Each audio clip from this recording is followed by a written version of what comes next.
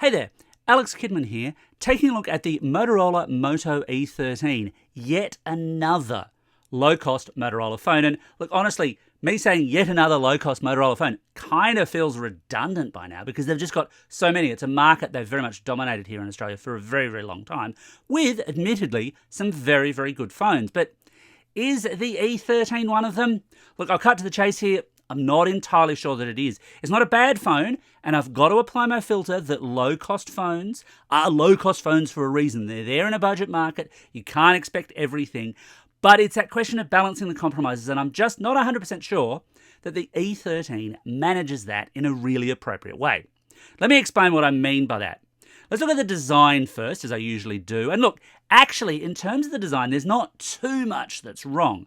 You're talking a 6.5-inch 720p display. Now, that's not high-end, but again, this is a cheap phone. It's a $149 phone. You're not going to get high-end in a $149 phone. That all works reasonably well, but I'm hoping that we're seeing the very tail end of 720p screens in phones generally in 2023. Shouldn't be long now. Controls are quite minimalist, with just volume and power buttons at the sides. I do like the fact that you get a proper 3.5mm headphone jack at the top. Always nice to see. What you don't get, and this is kind of surprising, is any kind of proper biometric unlocking. So there's no in-display fingerprint reader, there's no fingerprint reader in the power button, there's not even a fingerprint reader on the Motorola logo on the back. Nothing, nada, zilch. It does do face unlocking, but it's that standard flat photo, terribly insecure version. I do not recommend that you do that if you like your data being secure in any way at all. One slightly surprising feature here with the E13 is that it is actually IP rated. For the longest time, Motorola's talked about its phones being water repellent, which is this kind of umbrella term that doesn't really mean all that much. I mean, most things repel water to some degree, but water repellent basically means you haven't done the IP testing. Here they have. It's only IP52, so basically, like rain splashes and stuff, that should be okay. Don't immerse this thing in water. I certainly haven't.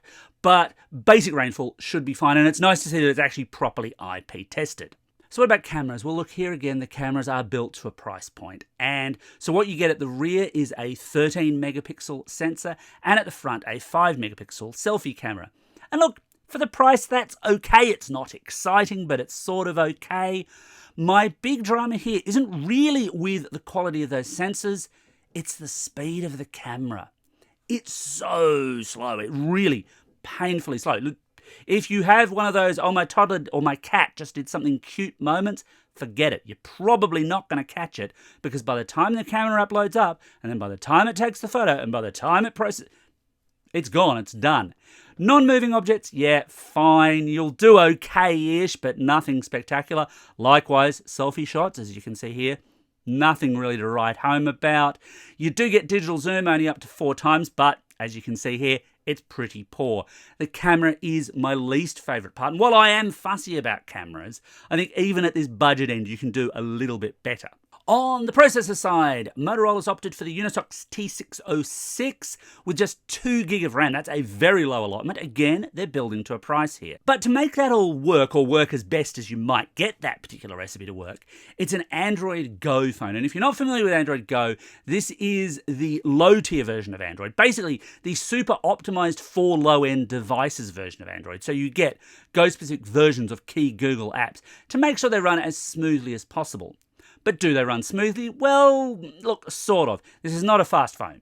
And at this price point, you shouldn't expect a fast phone. This is a slow phone. So slow, in fact, it can't run Geekbench. It'll only run the most basic of 3D Mark tests, and those come back with very, very low scores. So pretty much forget about this as a gaming phone unless your gaming needs are very, very basic indeed. While the version of Android Go on the E13 is fairly plain, you do still get a few Motorola optimizations and some of the Moto actions. So, for example, if I do a double chop motion here, the flashlight comes on. That's fun. It's a nice thing to have.